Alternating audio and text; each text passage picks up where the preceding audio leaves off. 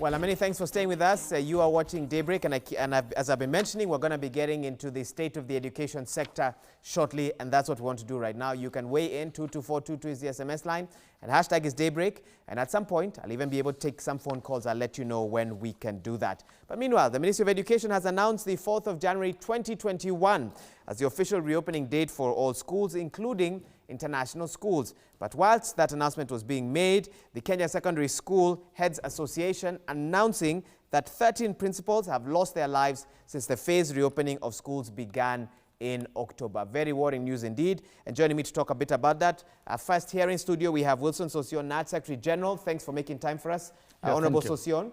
Yeah, thank you. And joining us virtually, first from Uasin Gishu is the woman rep there, Gladys Boss. Thanks for making time for us. And we expect later on to speak to Otoa Sifuna, who's an education expert, and Andiwo Obonyo, another education expert as well. But let me start with you, Sossion. Your thoughts on the school calendar plan that's been given out, official reopening date for all schools, including international schools, announced as 4th January. But meanwhile, Kenya Secondary School Heads Association telling us we've lost 13 principals so far. And some are questioning, as much as stagnation was happening with children staying at home, is the country, is the education sector already not paying a very high price this early in the reopening plan? Let's start from there. Yeah, thank you. The lessons of the last 3 weeks of reopening of schools, and indeed when the president relaxed the measures of COVID-19, Kenyans started misbehaving. That's a fact for sure. We saw political rallies, huge gatherings, people without masks, and suddenly very large gatherings in churches and everywhere. And this indeed has contributed to the furious spike that we are seeing of the disease. Had Kenyans continued to observe the protocols or the measures had been sustained in place for a while, would not be witnessing what we are doing. What we have seen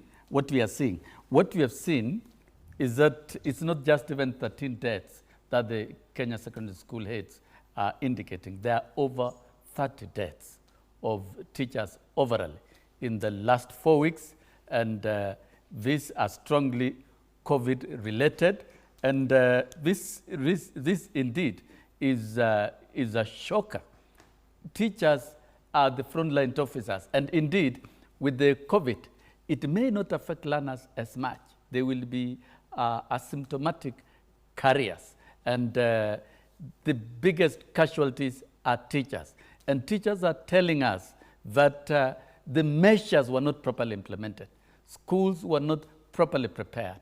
The learners who were told to get masks from their parents, actually most of them, like in primary school, turned up literally without masks.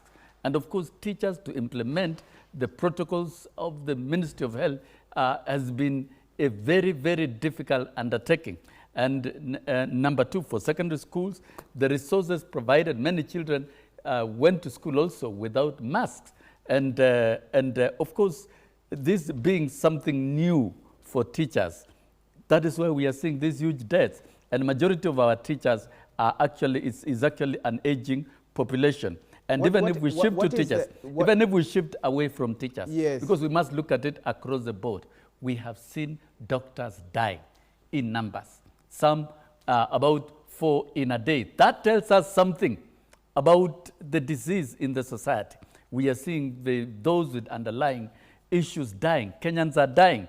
In fact, this spike is a killer blow in this country, of which if we don't watch out, it can go the Italy way. Okay. So it's a very serious... And we hope it won't yes, get to that. What and therefore, for schools, yes, for schools to be safe, the government must invest. It did not invest in the first phase reopening. And therefore, the second phase, which comes in January, there must be investment.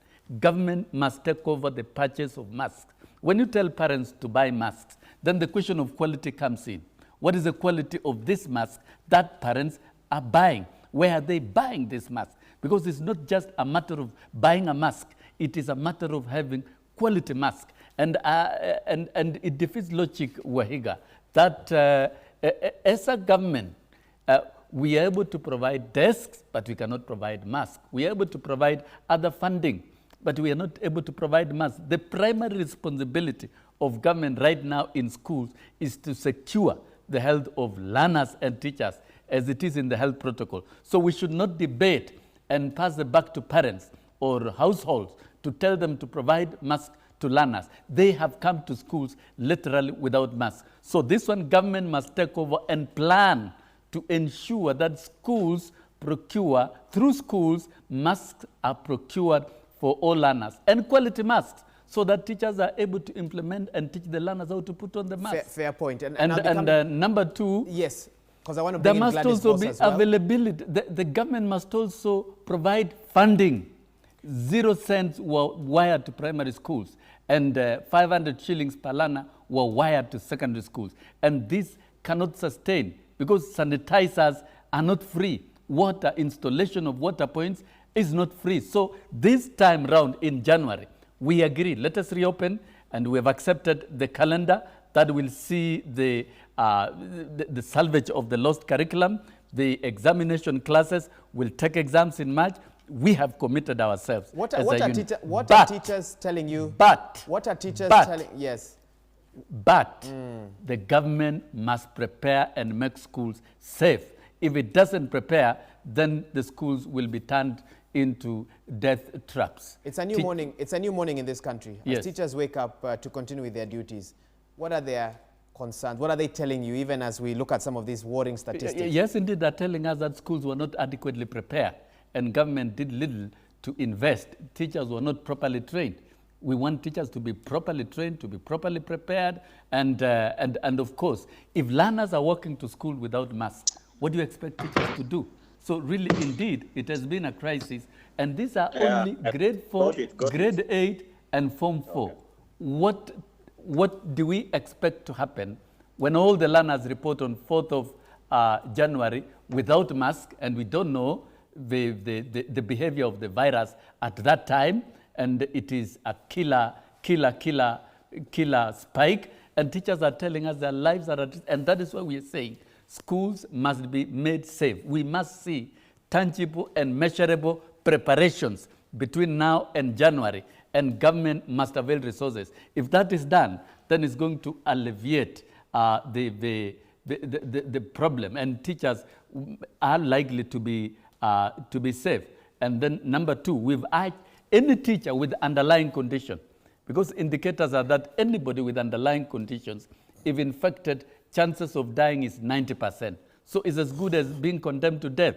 And we have seen our colleagues die. And those who have died have had underlying conditions. Teachers with any form of illness should not go to school. That's the truth for sure. They should avoid going to school, whether you're a principal, deputy principal, or a teacher, and you know you have underlying conditions. It is not safe to go to school. We have seen even students dying. So really we are faced with a mammoth challenge. And for us, the precondition of reopening schools is proper preparation. If that is done, we'll have no issue. We'll struggle with the virus. And you have seen the doctors. Okay. The doctors are threatening to strike because they don't have PPEs. Mm-hmm. If we have our doctors in our medical facilities without sufficient PPEs and they're dying, then very soon it means we will not have frontline personnel, and the health facilities will not manage this disease. And if at the very first instant the medical personnel don't have PPEs, what are we talking about as a country? And I think government must rise to the occasion this time round. Okay. This one will have to be extremely strict and thorough and tell the government what it has to do, and it must do. Honorable Boss, let me bring you in, and I'm sure you're monitoring the situation in Uasin Gishu. I'm sure you're listening to the parents there and the stakeholders as they share with you their concerns. And, you know, in many ways we feel like we are stuck between, can you really keep children at home any longer?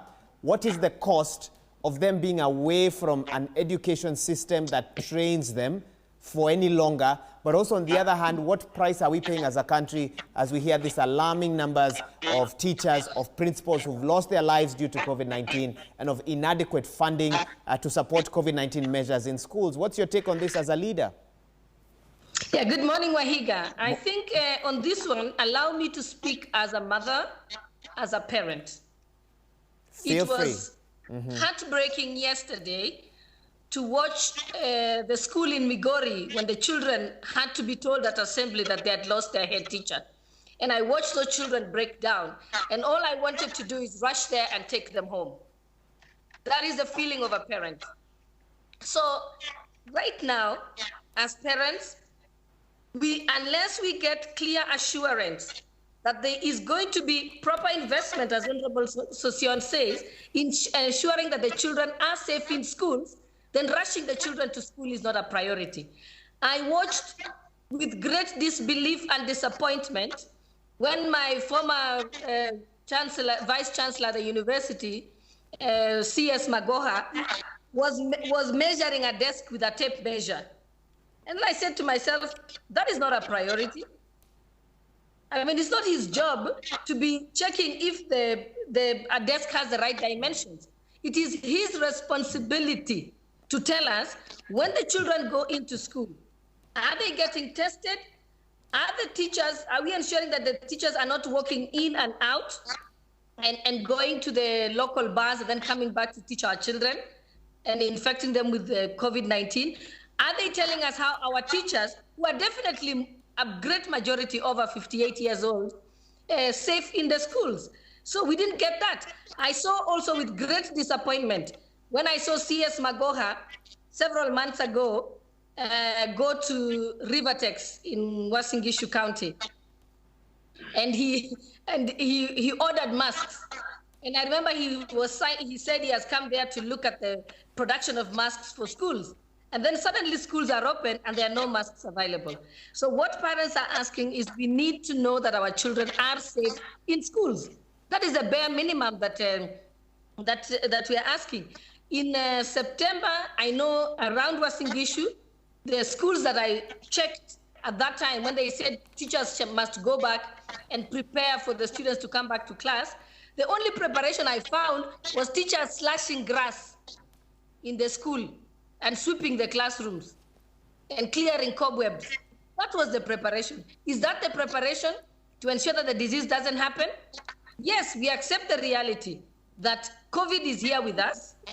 It's not going away soon, but we must be focusing first on prevention, then mitigation, and then treatment if anyone falls sick.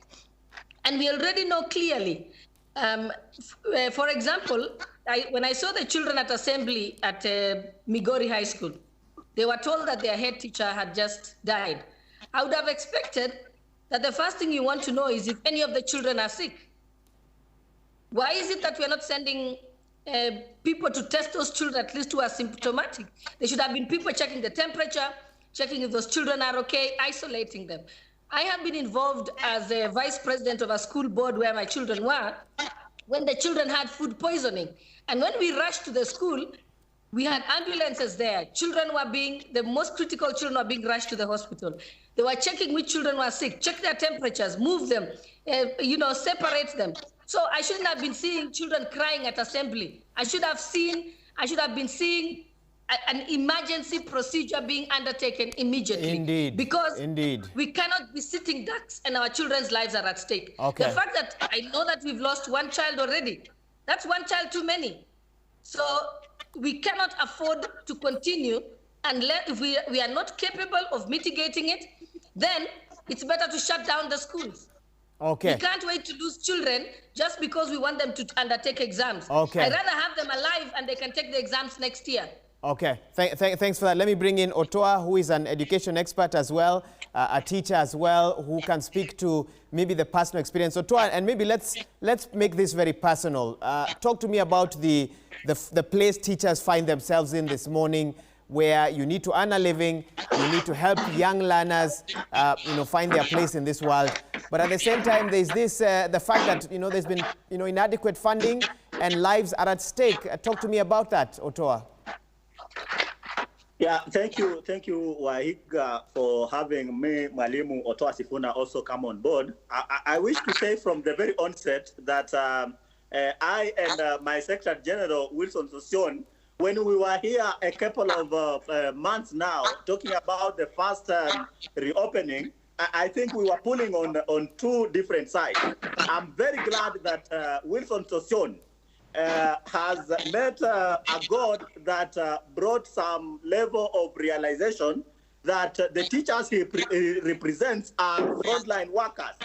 And as we speak now, and I'm happy that Wilson Sossion and both Cholet are here as politicians. I want to tell you, Wahiga, that the fact that teachers are frontline workers now, and they are going through this precarious position that we are seeing in schools, it is a very sad state of affair.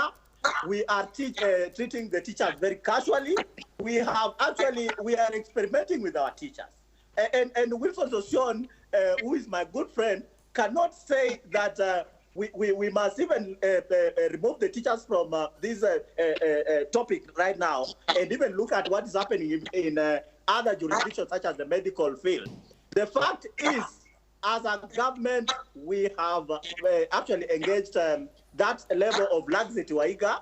The very fact that teachers are playing a very important role to ensure that our schools are safe, yet they are on their own. I want to tell you, it has to go down on record, Mr. Waiga, that we are on our own. We are navigating through this in our own devices.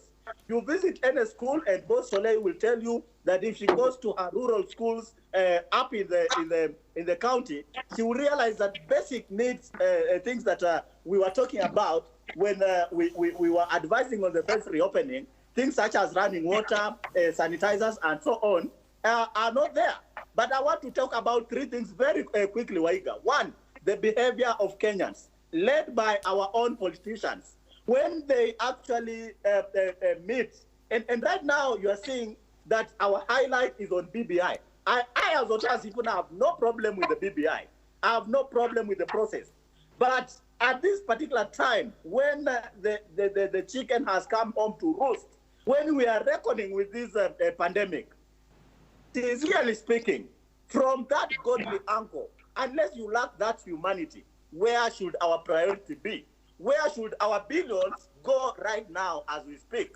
Should it go to mitigate the dying teachers and the dying students, or should it go to actually ensure that we have a BBI document and the signature? Because you're talking of billions going to the BBI. Okay. Yet people are dying. Yes. Number two, Waiga, before I even... the very dynamics that even Sossion is putting across, the aging population of our teachers, the expanded numbers. You saw yesterday, the cabinet secretary now issued a new calendar. That means that we will have an expanded term. The classes have been split. The number of teachers to the student ratio continues to shrink. Even if Wilson Sossion says, and I get him, he is speaking as the person mandated by the union to protect the welfare of the teachers. Even if Sossion you say that the aging teachers and those with underlying conditions should remain at home, we are still having a Pandora's box opened up, whereby the number of teachers now remaining to teach the learners is a big problem. Waiga, my heart goes to Ogande girls when I saw the behavior of the girls.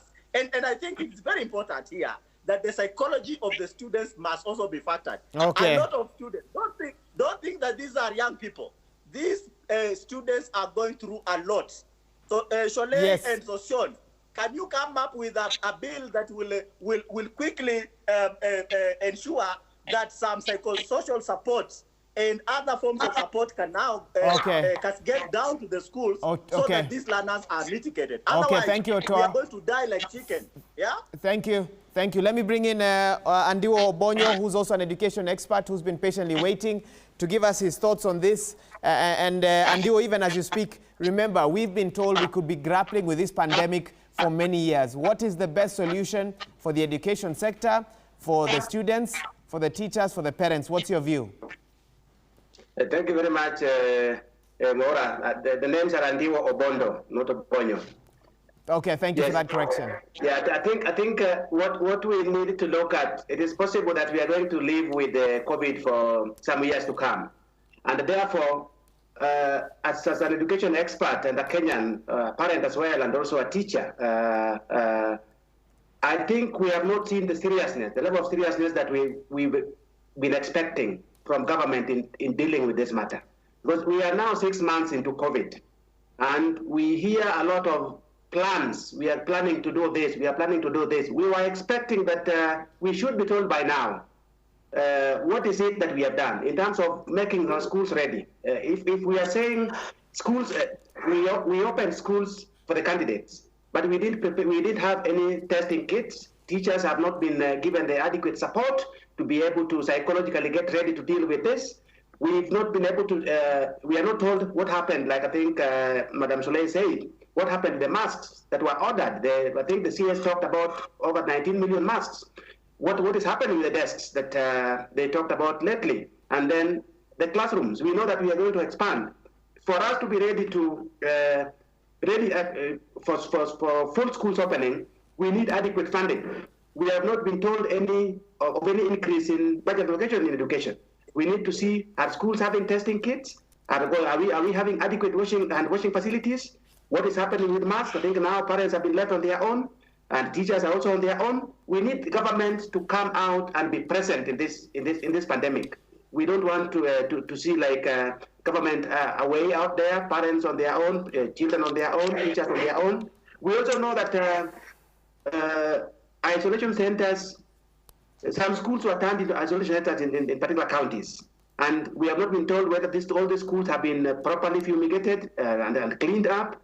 What is happening to linkages with local health facilities? Because we need to know, should there be a major outbreak, how prepared are we as school communities? Are we linking our schools with the local health facilities, and how prepared are they? So I think those are the issues that we need to look at. The other thing that we need to do is the number of teachers vis-a-vis the number of learners. I think at the moment, maybe Banaotoa or Sosion might confirm, the usual deficit that we've talked about before COVID has been ranging between 80,000 to 100. Now with COVID, we expect that the number of teachers that we are talking about should be 150 to 200 because of the reduction in pupil-teacher ratio. What is it that we are doing? We can't go the lip service way of saying that we are going to hire 5,000 per year. It requires a decisive government response to say we are going to hire 50,000 this year, another 50 next year, to be able to, whether they are interns or they are regular teachers. But I think what we need to know, that if we fully open schools in January, the current number of teachers cannot manage that load. Then we are talking about the term dates. It is possible that in the next 2-3 years, we are seeing a possibility of four school terms in a year. The assurance we want to see as parents and as Kenyans is that government is going to retain the fee payment for the 3 terms, but if possible, they need to increase the capitation grant. And I think this is something that Madam Sosion and Madam Soleil can be able even to seek legislative intervention. We need to increase the capitation grant for secondary schools and primary schools to be able to cushion parents who have lost jobs, who have lost businesses, and may not be able to accommodate or afford increase or even the same level of fees that we are paying now. So I think that is something that we need to look at. We want to see increase in the capital grant for schools, but if possible, we also need to reduce the monies we expect parents to pay. I think lastly, we want to also to say that between now and January, for parents and Kenyans to be assured that our government is serious about this and schools are ready, we want to see increase in funding. We want to see proper preparation, that schools are supported to prepare, teachers are supported to be ready. That is when we can be able to say we are ready to open schools in January 4th. But if we just say in press conferences that we are doing this, we are going to do this, I see. And the last 6 months, we don't see anything tangible coming out of government efforts. Andiwo Bondo, I think you've raised some very important points, and I want to allow Honorable Sosion to respond to at this time. Honorable Sosion, each of the speakers referencing you on different points, asking you, can Parliament pass some laws to further assist this? And also, what more can we do to prepare for January? Come in and give us your thoughts. All those are very genuine comments. I wish to state that on matters of reopening of schools, globally schools must reopen. And indeed, they're reopening. You look at the global north, they're getting back to lockdown with the spike of the virus. except schools. Schools have been given special exception to reopen because learners cannot stay home forever. And UNICEF has indicated that learners staying home long has got a lot of economic devastating effects, and enrollment in schools, once we resume, may drop substantially, so that we end up losing many learners, and learners have suffered. But what is it that the Global North is doing to ensure that schools are ongoing? Proper preparation for reopening of schools. I think we should move to more of talking to action. And I think the most important thing here is funding. When we talk of doing anything about COVID in schools, it's about funding. And the frustrations that the head teachers, and they've told me that, you see, if we are given funds, we will avail water points, we will avail sanitizers.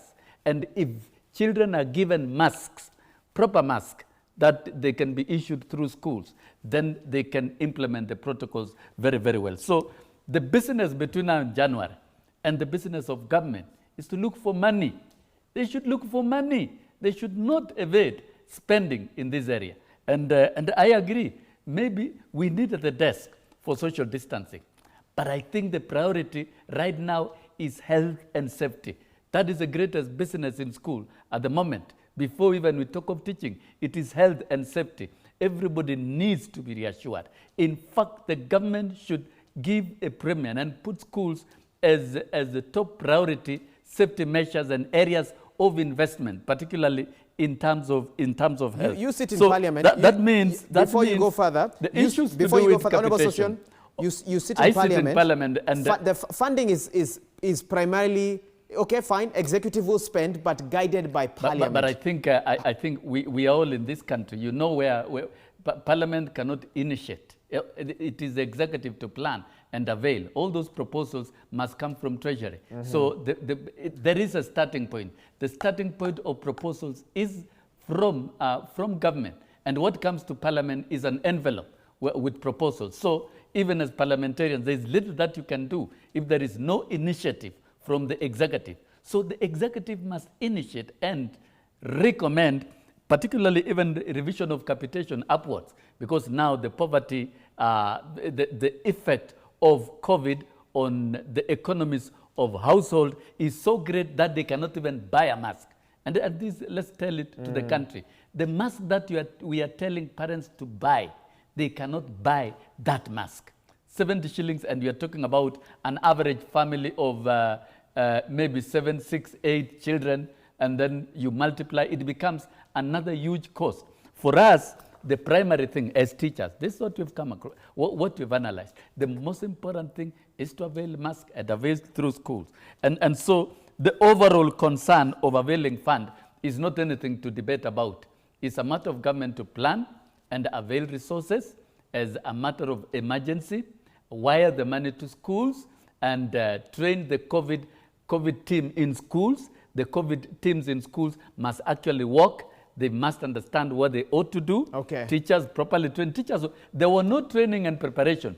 And everything, when you send guidelines to school through online, and you urge teachers to go to the staff room, and resources are not provided, then what really are you doing? Fair Those point. are the lessons we draw from the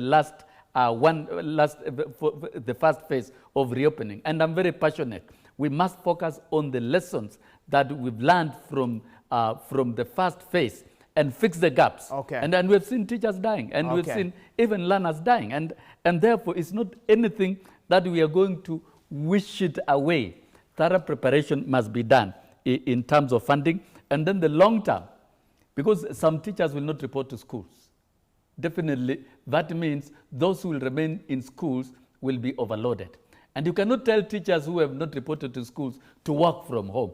Teaching is different. You have to be in the classroom to really do actual teaching. You cannot teach from home, and I think that advice by TSC was indeed very misplaced. If you are technically away from school, you are away. And therefore, there is need. We had done our own calculation and estimation. If social distance was seriously implemented, the number of teachers that would have been required would have been 3 times. and we have over 350,000 Okay. trained and unemployed teachers. Yes. And therefore, going into the future and considering also the 4 terms program Yes. in the year, Yes. there is need also urgently, together with putting in more funding to prepare for COVID, there is need to engage more teachers. That Okay. one is not a choice. Okay. Because you cannot have a few teachers who are already stressed, and adding of them course more we have an work. aging population of teachers being subjected to a lot of workload. We need more teachers. Okay. That's the truth. And therefore, that is the short-term and immediate plan that the government must also put in place. I want If to- we are to deliver quality teaching, Yes. and also if we are to recover the lost time. That's a good place to take a break, Honorable Sosio, and allow us to do that. Then when we come back, you clearly seem, in your mind, you're clear that learning must continue. But for Honorable Gladys Boss, she said, is it time to reconsider? That's a discussion we'll get into when we come back. You're watching Daybreak. Stay with us. My goodness, what a discussion. And a very weighty one at that. Lives, education, the future of a generation, and so much to think about in regards to the same. Let's take that break. You're watching Daybreak. Stay with us. We'll be right back.